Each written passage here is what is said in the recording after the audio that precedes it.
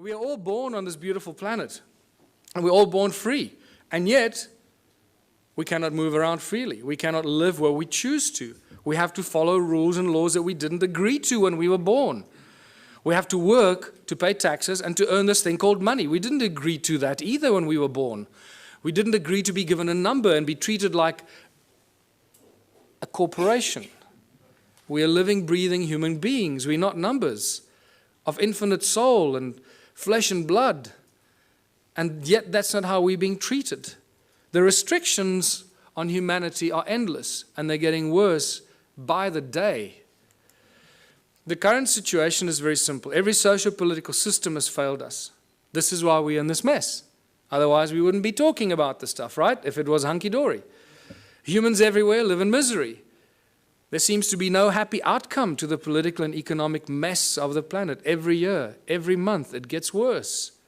More poverty, more hunger, more homelessness, more misery.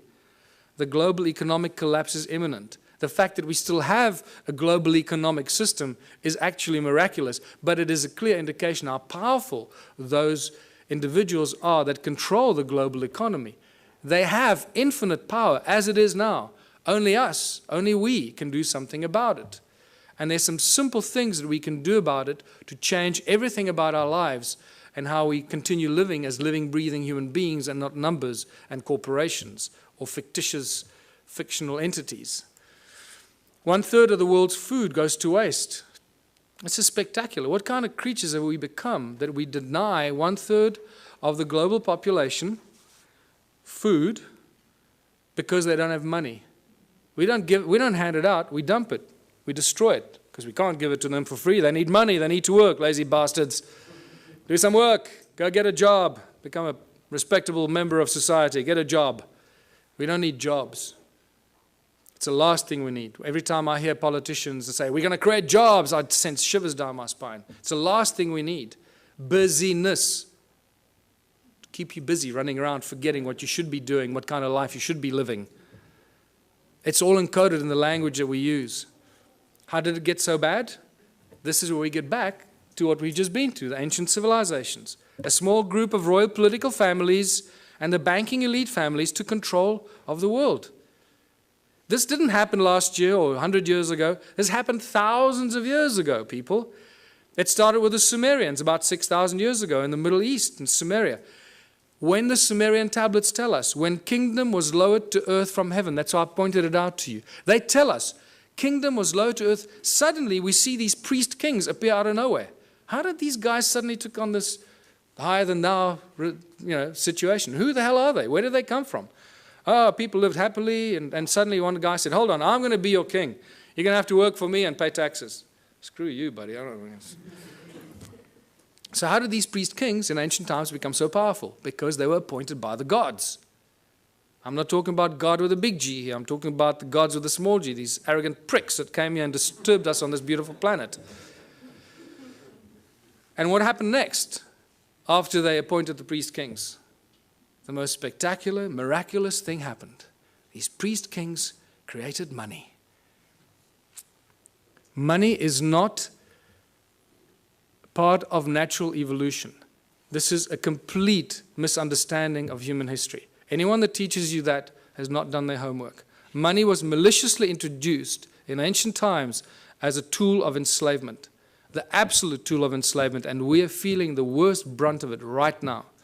We are the guys, we are the civilization, we are the people in the history of this planet right now that can make a change. It's up to us what we do with this information and how we move from here forward. Today there are 3 main banking families, there are arguably a few more, but the big ones, obviously the Rothschilds, the Rockefellers, the Morgans, they control everything. They own all the banks in the world. How can I make the statement? Because they're the guys that bail out the banks when they go under. So they own them. It's simple, right? If you bail somebody out, you're going to own them. And you're not going to bail something out that you don't own, or at least that you don't control. So the World Bank, the IMF, the BI, the Bank of International Settlement in Basel, Switzerland, most people aren't even aware that there's a thing called the Bank of International Settlement. When they discover this, what? Wow, that's amazing. I hope they're good people. Can't they give us a loan? Remember, people, money doesn't exist. Okay, I'm going to get into this. Yes, did you want to say? Yes,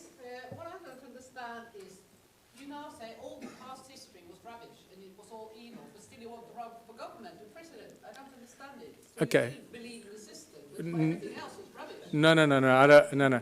That's what you're actually saying. No, no, no. You're getting the wrong end of the stick.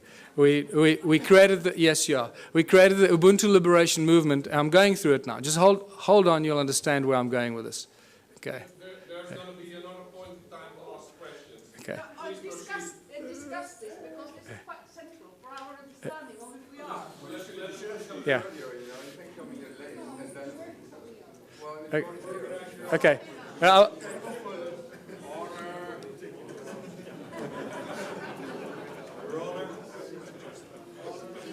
Don't worry, you'll get it. You'll get it by the time we finish here. I'm sure you will. The banking families own the world. It's simple as that. If you don't believe that, then you also haven't done your homework. So all the discussions we've been having, and I've been going into many of these discussions, money keeps coming up all the time. But remember, money doesn't exist. Money is just empty promises. There is no thing as money. In fact, for those of you that know, I've been actively involved in legal cases in South Africa against the banks. Not just the banks, against the central bank, the South African Reserve Bank, the Minister of Finance as well. I've even opened up a constitutional court case against the banks, the Minister of Finance, and the Reserve Bank, which had an interesting ending. If we have time, we can talk about that. But it doesn't stop. 2 years ago, myself and a small group of other people, mostly Scott Kundal, started asking the banks certain questions. And we couldn't get answers out of them. And then we started doing research and realizing how it all works. And for the fractional reserve system, you all know that, or you should know that. And the fact that money doesn't exist. In fact, in the South African Bank Act, to my horror of horrors, and I was in court, and I was doing research to stand up and defend myself, because the only way we can do this is when you stand up in court and defend yourself. So we didn't use lawyers. I went there and I stood and defended myself against the most, highest paid lawyers money can buy. And not just one of them. I was alone in the court against a judge that you have to call my lord and bow down when you walk into the court, my lord. And you start realizing the cabal, ritualistic club that these people belong to. It's spectacular. They wear black robes. And you go there and call it my lord, my lord. I thought I was going to cause trouble at first, but then I bit my tongue and I didn't do that. But what I found is that in the Bank Act in South Africa, and I'm sure the same goes for the rest of the world, there is no definition for the word money. There is, however, a definition for bills of exchange, promissory notes, and negotiable instruments. And I realized the banks don't work with money. The banks work with promissory notes, bills of exchange, and negotiable instrument. And those are called liquid because they have value. They are the liquid, valuable instruments, negotiable instruments, that banks work with behind the scenes. And this becomes really exciting and interesting. So we started realizing we could create promissory notes and bills of exchange and liquid negotiable instruments as soon as they have our signature on it. And we started doing some of this, just causing trouble. Anyway, it didn't get us very far because the judges didn't understand this at all. They thought we were just causing trouble with the courts. But nevertheless, what we managed to do in the 3 Supreme Court cases that I defended myself against these banksters, we managed to get very important things out of the lawyers or the bankers. They admitted to everything we accused them of. We accused them of breaking the contract law because they don't have what they pretend to loan. They don't have the money. Remember, in contract law, you can't lend something that you do not possess. So that was one of our arguments. So we said, well, the banks aren't actually banks because they don't own any money. And they admitted, yes, no, we don't own any money. So, okay, great. Judge, did you get that? And then we said, well, that means that you're an agent and you're not a banker, so you can't charge interest and you can't come after me because the contract is null and void. And then we realized that they securitize your signature. They sell every document you have, every document you sign with your signature on it and has a value on it, is sold in a process called securitization. And this is a global industry. Global banking industry works with securitization. And they're very proud of it. They publish the securitization information on their websites.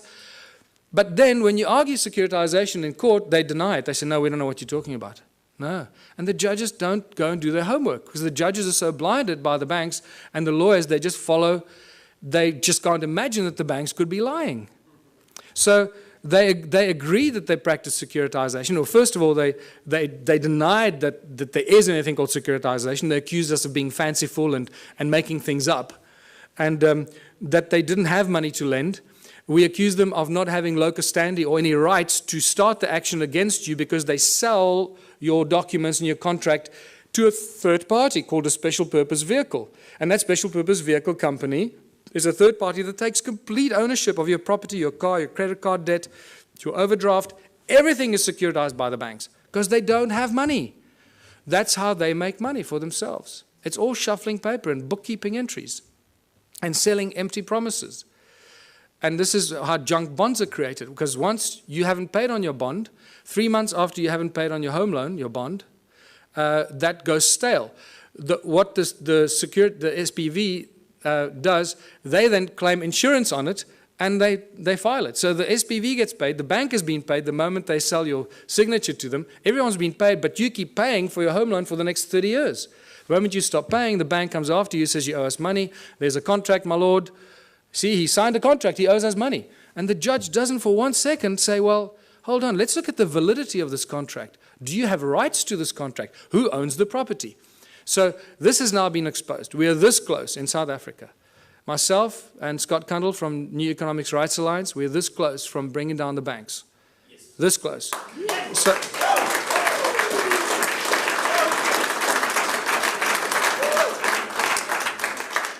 because they're just lying thieves. What you're talking about, the global banking industry, people, is nothing more than the largest legalized organized crime syndicate. That's what it is. So they're a bunch of criminals.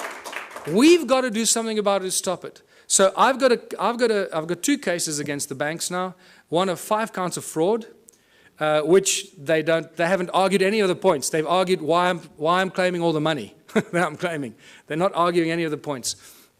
And Scott Kundle has got a case with the New Economics Rights Alliance, which has become the 3rd largest non-profit organization in South Africa in the last 6 months, about 160,000 members. He's launched a case of unconstitutionality against all the banks. We're about to launch criminal charges against the banks, full-blown criminal charges, because the evidence is just becoming overwhelming. And all it's going to take now, one judgment. If there are any mathematicians here, you can see the complete insaneness of this. Out of thousands and thousands and thousands of court cases, people against banks, not one person has ever won a case against the banks. Just think about that. Clearly, this is stacked in favor of the banks. Clearly. And the judges are either paid off or they're too stupid to understand what's going on. But things have changed. We have a few situations in South Africa. We've had small victories where the banks withdrew. This is how clever they are. They withdraw before they get a judgment, or they abandon. So there isn't a precedent on the record. So you can't then go and argue the precedent. So they're very clever with this. But we're going to force them into a judgment because of what we're doing. And it's just going to take that first judgment, and then it's all over. The entire global banking system works on the same principles, and it's just going to be a domino effect. And we'll do what Iceland did, hopefully. Just reverse all the mortgage loans, reverse all the car loans, credit card, just reverse everything, because these thugs have stolen trillions from us and make us their slaves. And that's exactly what they do. And this is linked to our education system, because most people are indoctrinated into this way of thinking since childhood. Our education system has nothing to do with learning. It's really developed and funded by the banking families to condition humanity into following orders and respecting authority. They control the contents of all the textbooks and transfer of information. Our schools are really just indoctrination camps to brainwash our children to follow orders and to bow to authority. It's got nothing to do with learning, people. The money controls the legal system, as I mentioned already. And if you just look on the internet on a daily basis, you'll see that the economic collapse is just imminent. It's somehow being kept alive. The question is, and this is what I need to end on, because we can't keep talking about doom and gloom all the time. We need to talk about what are we going to do as a species? What are we going to do when it all collapses? And this is where the most exciting thing happens. And this is my message to everyone in the world. This is where the true humanity shines, and we realize how beautifully we can survive without money. We have to find a new system because this system is broken. It doesn't work. We cannot continue doing what we've been doing for the past 6,000 years. That is insanity, and as you know, insanity is defined as doing something over and over again and expecting different results. So hopefully after 6,000 years we now have learned. Don't try and fix the current system. Change it completely. What is the one thing that we can do to change it? You know what that is. And this is where the Ubuntu Liberation Movement comes in. Join the movement. Realize it's a movement about higher consciousness. It's about breaking all the norms that we've been conditioned to believe, standing up to authority, and taking back what belongs to us, living, breathing human beings. The Ubuntu contribution system, I called it contributionism in 2005 when I first started writing about it. Completely new social structure, abundance for all. It's based on ancient knowledge when they didn't have money, where everyone contributes their natural talents or acquired skills for the greatest benefit of all in the community. It's a simple system. It comes with a lot of questions because we're so poisoned by capitalism, consumerism. Raises many questions instantly, but I've been through this thousands and thousands of times. I can already tell you what you're thinking, and I'm going to tell you what you're thinking just now. It goes back to the African roots called Ubuntu. All ancient cultures, in a way, share this African system called Ubuntu. They have different names for it, but it always comes down to the same thing. It's amazing that the ancient cultures survived for thousands of years, not using money, and they thrived, as Foster Gamble would say. And they had a similar philosophy. If it's not good for everyone, it's no good at all. And that is a beautiful philosophy that I'd like to share with everybody, because I don't want to do anybody harm. And I don't want to do anything that's going to harm anyone because it does me good. I'm not interested in doing that. And this is why the whole Ubuntu contributionism system, the Ubuntu movement, is a movement of higher consciousness. It is for people moving into a new age, a new era of higher consciousness. Exactly that. So that's the virus we want to inject into the South African Parliament. Higher consciousness. Not because I want to run for president. In fact, if by some miracle I became president, and this was a question that was asked me in Durban last weekend at our first public meeting. So what are you going to do if you become president? I said, well, the first thing I'll do is I'll dissolve the government. Just dissolve the whole government. Just dismantle it. And give the power to the people wherever they are, to start their own local communities, rewrite the laws. The laws we have are not written for the people, they're written for the corporations. Inalienable rights, this is what I need to remind people of. And this is beautiful because this is part of the ANC's Freedom Charter that they stood for over 100 years. Now, it's been very conveniently forgotten. And this has become the new Freedom Charter for the Ubuntu movement. The country belongs to the people. The land belongs to its people. The water, the minerals, the airwaves, doesn't belong to Vodafone, it belongs to the people. The forests and everything in the country belongs to the people. Yeah. The land in China belongs to the people, and they should do exactly the same. This applies to every country, people. It does not belong to the government or any large corporation that has laid claim to it. And when you read this statement, you realize that we've appointed our leaders to be our servants, but they're not serving us. We appointed them to do the best for us, not for them. So whatever we want and we need as a people, they should be doing for us. Is that happening? No. The opposite is happening. So what has happened here? The government is not serving the people. The only conclusion we can reach is that they're serving themselves and the corporation that fund them. They've turned the people into their slaves. The government and large corporations have stolen the country from its people. It's as simple as that. We've become the slaves, and unless we do something about it, it stops. How do we know this? In South Africa, I don't know about these countries. I believe the European countries, how it works now. I haven't done that research because I'm focusing there. The government of South Africa and the Republic of South Africa are both registered as two separate corporations on the US Securities Exchange. So they're corporations that trade us as commodities. Every week, new laws are passed. In every country, I guess. In South Africa, it's published in the Government Gazette. Nobody knows where to get it, how to read it, what it means, but they publish it in the Government Gazette and they get away with it. You see, it was published. You didn't object, so now it's a new law.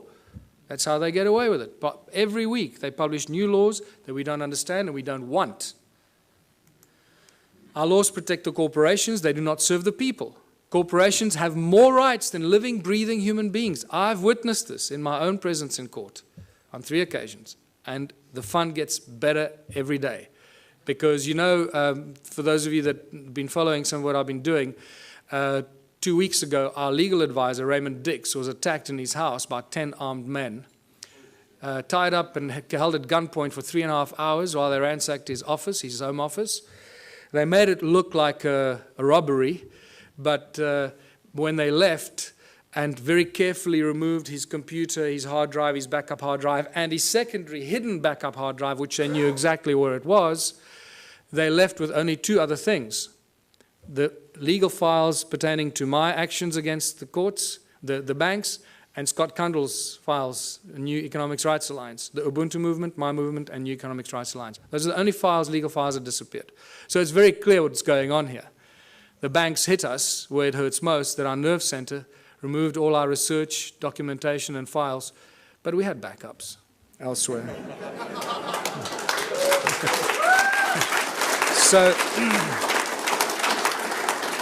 So now it's obvious, you know, if they take me out, they just created another martyr. So bring it on. I don't care. I know where I'm going. I'm going to sit on the right-hand side of Jesus.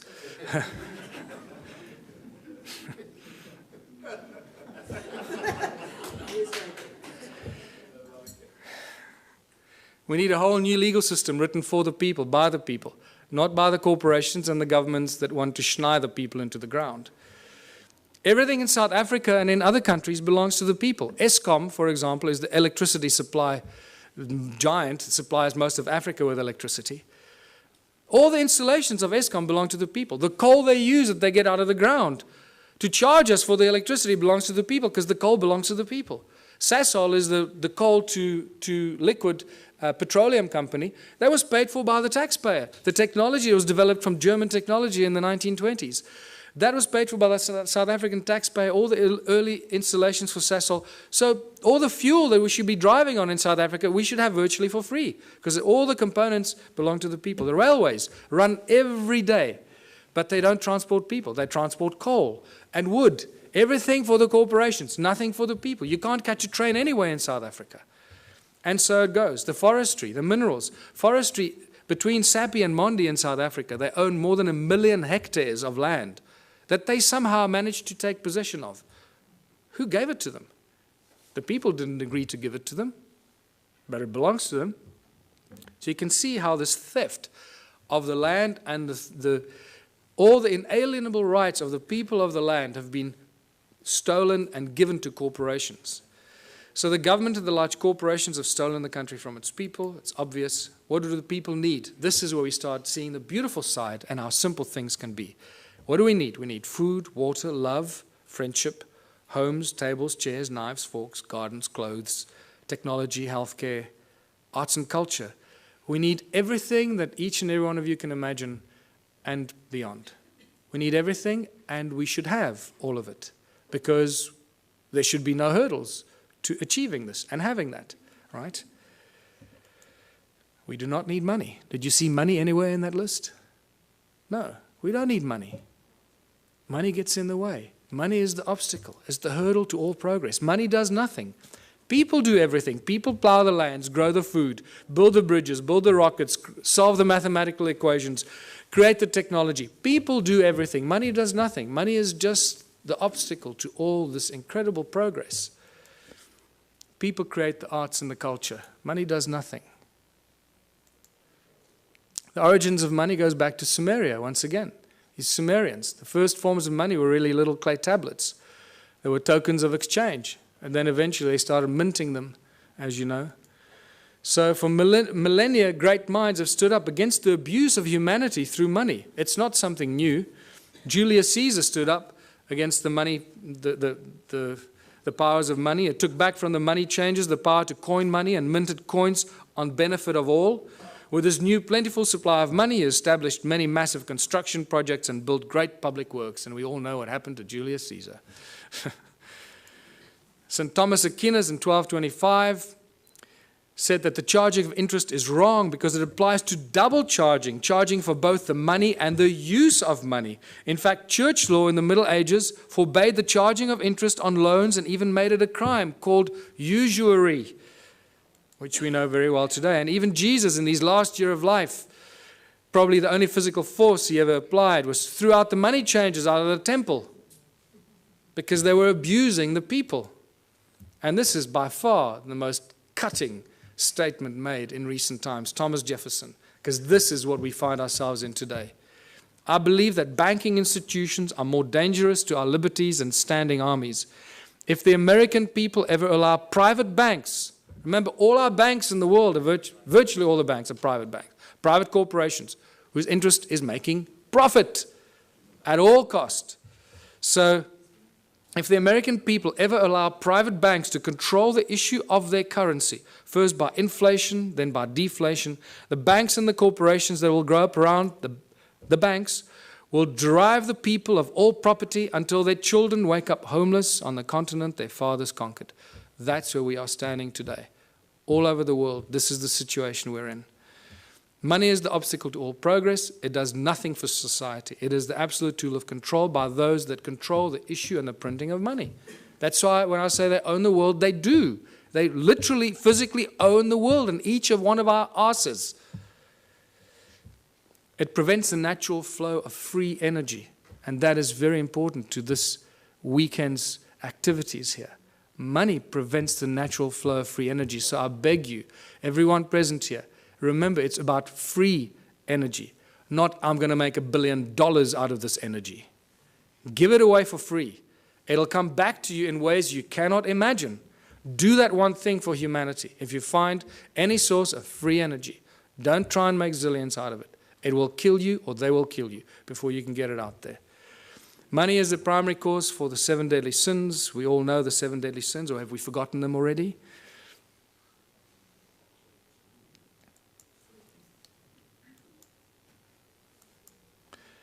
It's not the love of money. Many people ask, oh, it's just the love of money. Money, there's nothing wrong with money, man. It's just a form of exchange.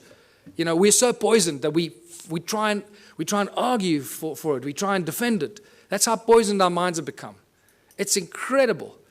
It's not the love of money. It's the mere presence of money that causes all these problems. If you take money out of the system, all this stuff suddenly and miraculously vanishes. So what is the solution? If it's the mere presence of money or the love of money, of all of the above, what are we going to do to solve the problem? The answer is so blatantly obvious. Remove money. Just get rid of it. Get rid of it. What do we need it for? It's causing all the strife in our lives. It's destroying our planet. The mines are raping our Mother Earth, taking out the precious guts out of our Gaia and distributing it around the world to people that claim they own it. It's sick. The obvious questions, if you remove money, so who's going to shovel the crap? How are we going to pay for things? I'll just sit on my ass and do nothing. I want 50 Ferraris. You know, are we going back to the dark ages, living in caves? Is this a lawless society? Who's going to make the rules? Why should I do something I don't want? These are the first things. I know these are the most commonly asked questions, and I'm sure that you're asking some of them to yourselves. But I can tell you that as you work through this process of a moneyless society, a Ubuntu society, where everybody contributes their natural talents or acquired skills to the greatest benefit of all, with certain minor rules that are not rules, it's really just an agreement that this is how we're going to work together. The moment you start working in that kind of community, the abundance is so spectacular that we, right now, cannot imagine it. It is not possible for us to imagine it until you start immersing yourself in this kind of thinking. And I call these the Ubuntu communities, as I said, where everyone contributes their natural talents or acquired skills for the greater benefit of all in the community. A new social structure for a new world and a new age. Abundance for all beyond our wildest belief. There are 5 mantras, 5 key points to the Ubuntu society. And it's not barter or trade. Everybody often jumps, a lot of people jump to the conclusion, think, oh, let's go back to barter. No. He who has more to barter or trade will eventually rule the roost. So you can't go to that system. If you have nothing to trade, what are you going to say? Well, I got nothing to trade, so I'll have to, kiss your butt. No. So the Ubuntu contribution mantra is the 5 points. No money, no barter, no trade, no value attached to anything greater or lesser than anything else. Because why? Each one of our contributions should be and is equally valuable. If you start telling, well, I'm a doctor, my time is more valuable than yours, you're barking up the wrong tree, brother. Okay. So, and the final one, where everyone contributes for the greater benefit of all in the community, because that is how you get rewarded. You get rewarded by the recognition of the people in your community. Isn't that the highest reward everybody wants and is trying to buy with money, is recognition and respect of others? In essence, ultimately, that's what most people really want, is just to be loved and recognized for what they've done. And they think they can use money to do that. And then when they make a lot of money, they get zillions in the bank, then they suddenly realize, oh, well, nobody loves me anymore. They all want to take my money. So let me spend my money and then people will love me. And that's generally what happens when they start paying for things and people love them more, when they start giving it away. So, united Ubuntu communities. In unity we thrive and anything is possible. Anything is possible. A world without money. There's no crime, no envy, no gluttony, no greed, no hoarding, no hierarchy. And the whole Ubuntu movement and the Ubuntu party has no hierarchy. Communities look after themselves. We have no central government. We don't have any central assholes trying to tell you how you should be running your life. No obstacles to any kind of progress, because the solutions are simple and there are many bright minds here. We all know what the solutions are, what should be done to solve the problems, and somehow our politicians just can't get it right. They keep screwing it up, you know? So don't ask the politicians to solve it. Give it to the scientists, give it to the farmers, give it to the engineers. They'll solve the problems for us. Ordinary people will. Politicians will do nothing. Transition will have to occur in simple steps that flow from one to the other. We can't go from zero to hero. We can't go from a moneyless-driven, capitalistic, consumeristic monster to a moneyless society that lives in harmony and zen, right? It's not going to happen. So if you go onto my website, the ubuntuparty.org.za website, I've started posting a number of papers on how the transition will take place. There's not time for it now, so I ask you, please go onto our website and check it out. It's beautiful. What's key here is that the small towns will probably play a very important part in the transformation, because in small towns and small communities, people will agree on things a lot quicker than in the big cities. Right? So they will agree, okay, we need to get off the grid, we need to grow enough food for all of us, we need to make sure we got water, and they can go out and do it. We must create alternative energy for ourselves in our town, so if the grid goes down, we stay alive. And the small towns and villages will become the activators of this transitional phase. And I put together a few theories and ideas to give people ideas how to start doing this. It also goes into our education and schooling systems, where we stop sending your children to school. Please, I beg you, don't send your children to school. Don't do it. You're turning them into monsters. I've had a few of my friends in Johannesburg, in South Africa, that have not sent their kids to school. They are much smarter than the kids that go to school. And I'm not kidding you. They really are. They just learn from their parents, and they learn. And you'll find that often what happens with these kids, they start reading later. They might start reading a little bit later. But when they start reading, they become like these monster little readers. They just read everything. I mean, these little kids are reading books that, you know, other kids don't even dream of. And that's because they're not preconditioned by the schooling system. Energy, water, food, housing, arts and recreation. These are the things that small communities can take control of very, very quickly and establish it for themselves, make themselves go off the grid and be totally in control of their own destiny. And many, many community projects must be and should be attached to this activity. Absolute abundance on all levels. Once you start doing this, food, science, culture, community, abundance on all levels. Now I'm going to give you a small example. You've got to use your imagination here because there's not enough time now and we've got to finish off here. So imagine in the little town that I live, we got a river, we got a fish farm, we got a dairy farm, we got a bakery, we got a wood factory, a metal factory. The community starts to work in these projects. The whole Ubuntu thing means that, and contribution means that everybody must contribute 3 hours a week towards one of these community projects. That's all you have to do, 3 hours a week. A little town of 1,000 people, it's 3,000 hours a week. No municipality or town council can afford 3,000 hours of week salaries for people to do this work. Can you see how that's dramatically shifted the status quo and the equilibrium? How much we can produce if we just work for 3 hours a week on basic projects, producing milk, cheese, butter, fish, breeding fish, baking bread, growing vegetables, and so forth. So now the community has been doing this for 6 months or a year, and they've established abundance in all levels, where all the people in that community that participate, that's why I called it contributionism, that participate and add their talent and their skills and their time, get everything, not for free, but virtually for free, so cheaply that the rest of the stuff, and also there's a principle where you create 3 times as much as you need for your own community. And I structure everything in the Ubuntu philosophy on the sacred geometry principles, 3366. So you produce 3 times as much as you need for your community. Why? Because there'll be other communities that can't produce what you're doing, so you'll be actually helping them while they're helping you with the things that you can't produce. So, and by the end of that, there's so much abundance because you're doing it 3 times that whatever you don't consume in your own little village or town, what are you going to do with? You're going to make it available on farmers markets and stores in your town for the surrounding communities. The moment you achieved that state, you've created the domino effect. Because what's going to happen to all the neighboring towns? All the people from those towns are going to come buy your bread, your milk, your cheese, your whatever it is you produce. Because it's going to be a fraction of the cost they pay for it in their own town. There's your domino effect. There's your trigger point. So think about it from that perspective. At the outset, it sounds like a huge thing. Wow, how are we going to go from there to a moneyless society? I believe that I've just taken you through a very simplistic example of how small towns and small villages and communities can be the trigger points and the examples that start the domino effect. Once the first town is set up, it's impossible for the surrounding towns to stay alive. They will have to follow the same example.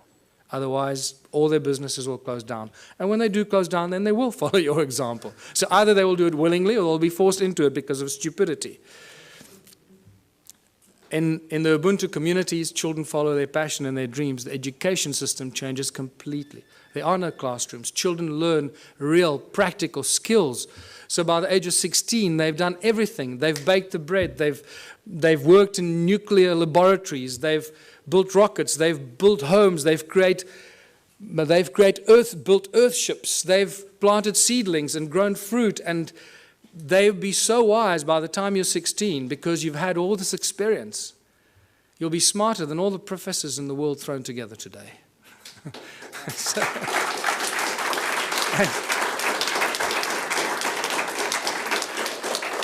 Take any school leaver today, put them on a farm, put them anywhere into a practical solution. What can a person with a high school diploma do today? Absolutely nothing. We're useless to society. That's what they've created. Can you see the brilliance in their plan? They are so smart, these people. They. It's us, right? So we are so smart that we're doing this to ourselves, right? Where we create our children, turn our children into these little, we lock them up in jails for 12 years, most precious years of their life, and then throw them out to start all over again and be totally open to manipulation and control.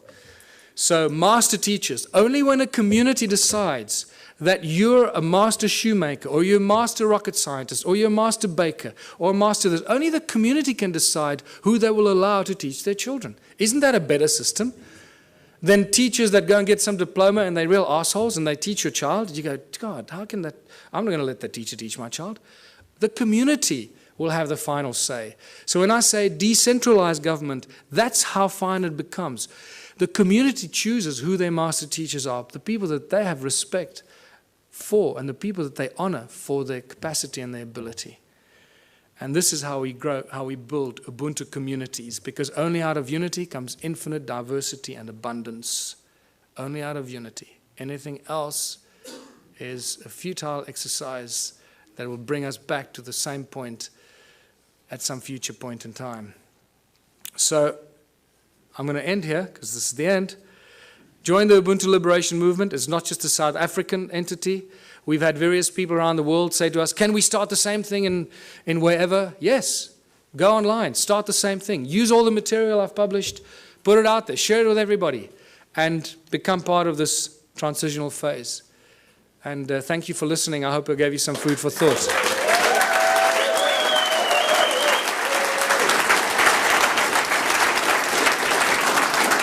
Thanks very much.